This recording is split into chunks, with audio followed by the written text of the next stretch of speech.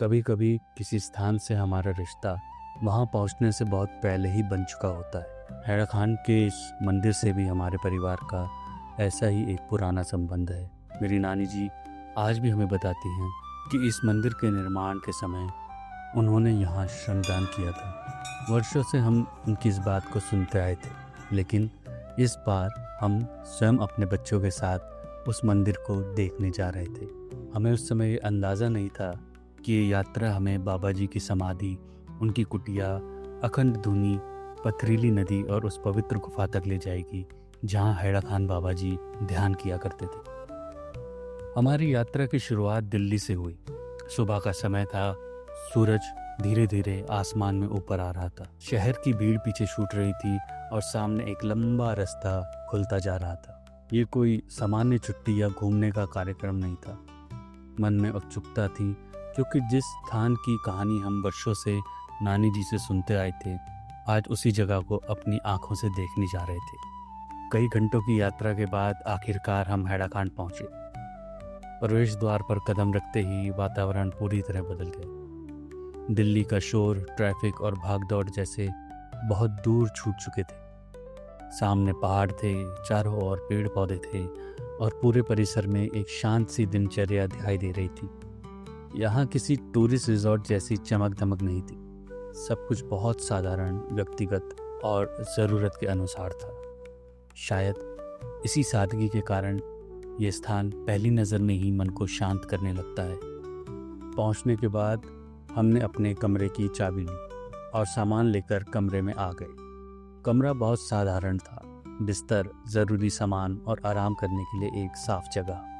हम काफ़ी थक चुके थे, इसलिए थोड़ी देर विश्राम किया, फिर स्नान करके बाबा जी की समाधि के दर्शन के लिए तैयार हो गए। पहाड़ों के बीच स्थित ये स्थान देखने में जितना सुंदर था, उससे कहीं अधिक गहरा उसका वातावरण था। वहाँ किसी तरह की जल्दबाजी नहीं थी। लोग शांत भाव से आते, प्रणाम करते और कुछ देर वहीं बैठ जाते। हमने भी बाबा जी की समाधि पर प्रणाम किया। उस समय मन में नानी जी की बात बार बार आ रही थी। मैं सोच रहा था, कभी नानी जी इसी परिसर में आई होंगी, उन्होंने भी इन पहाड़ों को देखा होगा, शायद इन्हीं रास्तों से होकर गुजरी होंगी और मंदिर निर्माण में अपने हाथों से सेवा दी होगी। हम मंदिर के उस हिस्से को पहचान नहीं सकते जहाँ उन्होंने श्रमदान किया था, फिर भी इस पूरे स्थान को देखते हुए ऐसा लग रहा था कि यहाँ कहीं ना कहीं उनकी मेहनत का एक छोटा सा अंश मौजूद है। कुछ स्थान केवल देखने के लिए नहीं होते, वहाँ पहुंचकर अपने भीतर उठते भावों को महसूस करना ही उनका वास्तविक अनुभव होता है। धीरे धीरे शाम रात में बदलने लगी। पहाड़ों के ऊपर दिखाई देता छोटा सा चांद और चारों तरफ फैली खामोशी। ये दृश्य शहर की रात से बिल्कुल अलग था। दिन भर की यात्रा और दर्शन के कारण सभी थक चुके थे। हमने अगले दिन की तैयारी की और जल्दी सो गए, क्योंकि हमारी अगली सुबह लगभग 4 बजे शुरू होने वाली थी। सुबह करीब 4 बजे हम उठ गए। बाहर पूरी तरह अंधेरा था और पहाड़ों की आकृतियाँ हल्की सी दिखाई दे रही थी। इतनी सुबह उठना आसान नहीं था, खासकर बच्चों के लिए, लेकिन हम हैरा खान के इस अनुभव को अधूरा नहीं छोड़ना चाहते थे। हमने स्नान किया, तैयार हुए और एक बार फिर बाबा जी की समाधि की ओर चल पड़े। सुबह का वही स्थान पिछली शाम से बिल्कुल अलग महसूस हो रहा था। ठंडी हवा और दूर से आती घंटियों की आवाज़, जैसे पूरा परिसर धीरे धीरे जाग रहा हो। समाधि पर बैठकर कुछ देर प्रार्थना की। रोज़मर्रा की भागदौड़, चिंताएं और मन के भीतर लगातार चलने वाली बातें कुछ समय के लिए शांत होने लगी। इसके बाद हम उस स्थान की ओर बढ़े जहां हैरा खान बाबा जी रहा करते थे। बाबा जी की कुटिया तक पहुंचने वाला रास्ता अपने आप में बहुत विशेष था। रास्ते में छोटे छोटे मंदिर, पुराने प्रवेश द्वार, बड़ी घंटियां और दीवारों पर बनी देवी देवताओं की आकृतियां दिखाई दे रही थी। इस रास्ते पर चलते हुए बार बार यही विचार आ रहा था कि कभी बाबा जी यहीं चले होंगे। जिन स्थानों को आज हम कैमरे में रिकॉर्ड कर रहे थे, वो कभी उनके दैनिक जीवन का हिस्सा रहे होंगे। कुटिया के अंदर पहुंचते ही वातावरण और भी शांत तथा निजी महसूस हुआ। कमरा बहुत बड़ा नहीं था, अंदर बाबा जी की तस्वीरें, पूजा का स्थान, मालाएं और कुछ ऐसी वस्तुएं थी जो उस जगह की पुरानी स्मृतियों को संभाले हुई थी। ये सोचकर ही मन श्रद्धा से भर रहा था कि कभी बाबा जी यहीं रहते होंगे, साधना करते होंगे और लोगों से मिलते होंगे। वहाँ उपस्थित पुजारी जी ने हमें तिलक लगाया। परिवार के सभी लोगों ने बाबा जी की तस्वीर के सामने प्रणाम किया और कुछ समय शांत भाव से वहीं बिताए। माथे पर लगा तिलक केवल एक धार्मिक चिन्ह जैसा नहीं लग रहा था, वह जैसे इस यात्रा में हमारे प्रवेश का एक आध्यात्मिक संकेत बन गया था। बच्चों के लिए इस यात्रा का अनुभव बिल्कुल अलग था। उनके लिए कभी घंटी आकर्षण थी, कभी सीढ़ियाँ, कभी कोई तस्वीर और कभी माथे पर लगा बड़ा सा तिलक। ये छोटे से बोलो बाबा, ये तो जय बोले बाबा की। जय बोले बाबा की। आश्रम में हमें एक संदेश दिखाई दिया, सत्य, सरलता और प्रेम। 3 छोटे से शब्द, लेकिन शायद बाबा जी की शिक्षा और किसी भी आध्यात्मिक यात्रा का सार इन्हीं में छिपा है। इसके बाद हम उस पवित्र धुनी के पास पहुंचे जहां अग्नि प्रज्वलित थी।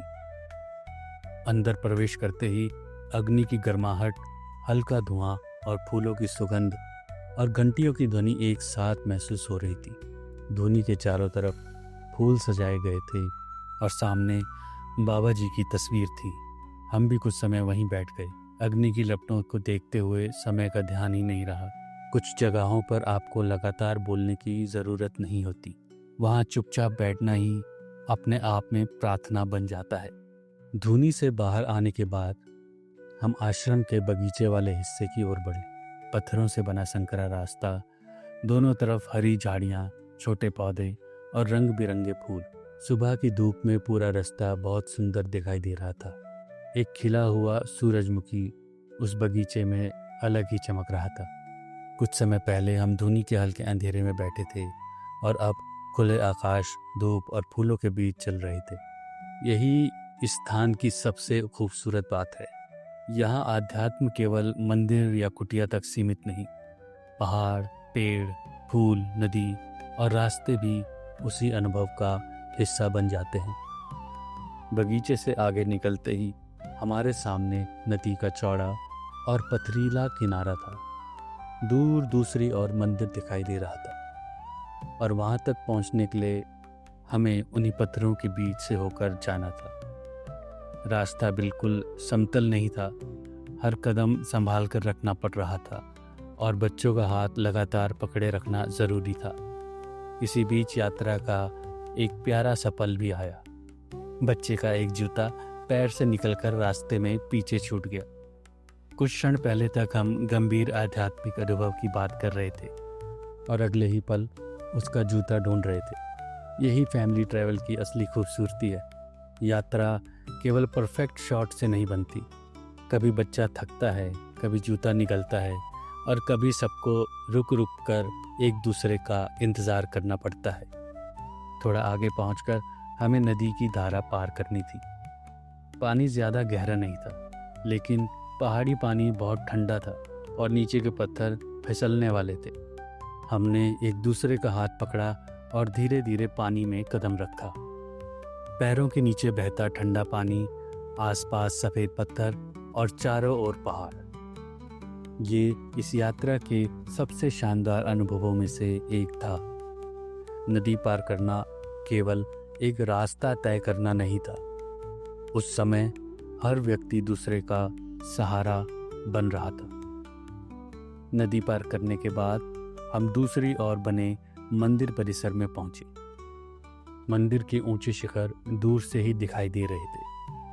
प्रवेश द्वार के सामने श्रद्धालु शांत भाव से बैठे थे और सामूहिक पाठ चल रहा था। अलग अलग स्थानों और देशों से आए लोग एक साथ बैठकर प्रार्थना कर रहे थे। भाषा और वेशभूषा अलग हो सकती थी, लेकिन सभी का भाव एक था। हमने भी पूजा की पुस्तिका ली और कुछ समय उनके साथ बैठ गए। सामने नदी बह रही थी, ऊपर मंदिर की घंटियां थी और चारों ओर पहाड़ थे। ऐसे वातावरण में प्रार्थना केवल पढ़ी नहीं जाती, उसे पूरी प्रकृति के साथ महसूस किया जाता है। इसके बाद हम उस छोटे और संकरे प्रवेश द्वार से सामने पहुंचे, जिसके भीतर इस यात्रा का सबसे विशेष स्थान था। हमें बताया गया कि ये वही गुफा है जहां हैदर खान बाबा जी ध्यान किया करते थे। बाहर से देखने पर शायद अंदाज़ा भी नहीं होता कि इस छोटे से द्वार के भीतर कितना महत्वपूर्ण स्थान छिपा हुआ है। अंदर जाने के लिए सिर झुकाकर और बहुत सावधानी से आगे बढ़ना पड़ता है। गुफा के भीतर प्राकृतिक चट्टानें, हल्का अंधेरा और गहरी शांति थी। अंदर बाबा जी की प्रतिमा और त्रिशूल स्थापित था। यह सोचकर ही मन श्रद्धा से भर गया कि जिस छोटे से स्थान पर आज हम खड़े थे, कभी यही बाबा जी घंटों ध्यान और साधना किया करते होंगे। कुछ स्थानों की विशालता उसके आकार में नहीं होती, बल्कि वहाँ हुई साधना और उससे जुड़ी ऊर्जा में होती है। गुफा के दर्शन के बाद हम मंदिर के अंदर पहुँचे। वहाँ हमने शांत भाव से बैठकर भजन और प्रार्थना करी। कोई बहुत बड़ा आयोजन नहीं था, कोई तेज संगीत नहीं था, फिर भी भजन कीर्तन की आवाज़ पूरे मंदिर में गूंज रही थी। मंदिर के अंदर बाबा जी और उनसे जुड़े अनेक संतों तथा श्रद्धालुओं की तस्वीरें लगी हुई थी। कुछ तस्वीरें बहुत पुरानी थी, कुछ पर मालाएं चढ़ी हुई थी और कुछ में वर्षों पुरानी स्मृतियां सुरक्षित थी। इन तस्वीरों को देखकर महसूस हुआ कि कोई मंदिर केवल ईंट और पत्थर से नहीं बनता। उसे बनाने और जीवित रखने में उन असंख्य लोगों की सेवा भी जुड़ी होती है, जिनके नाम शायद कहीं लिखे नहीं जाते। हैदर खान की ये यात्रा हमारे लिए केवल बाबा जी के दर्शन की यात्रा नहीं रही। इस यात्रा ने हमें नानी जी की उस कहानी से वास्तविक रूप में जोड़ दी, जिसे हम वर्षों से सुनते आए थे। हमारे लिए सबसे बड़ी खुशी ये है कि हमने उस मंदिर के दर्शन किए जिनके निर्माण में उन्होंने कभी श्रमदान किया था। हम उस गुफा तक भी पहुँचे जहाँ हैदर खान बाबा जी ध्यान किया करते थे। हमने बाबा जी की समाधि देखी, उनकी कुटिया में प्रणाम किया, धूनी के सामने बैठे और पथरीली नदी पार करके दूसरी ओर के मंदिर तक पहुँचे। कई बार बुजुर्ग जो हमें बातें बताते हैं, उस समय वे केवल एक कहानी जैसी लगती, लेकिन जब हम स्वयं उस स्थान पर पहुँचते हैं तब समझ आता है कि वही कहानियाँ हमारी असली विरासत होती। नानी जी के श्रमदान को हमारा सादर प्रणाम और हैदर खान बाबा जी को नमन। ओम नमः शिवाय।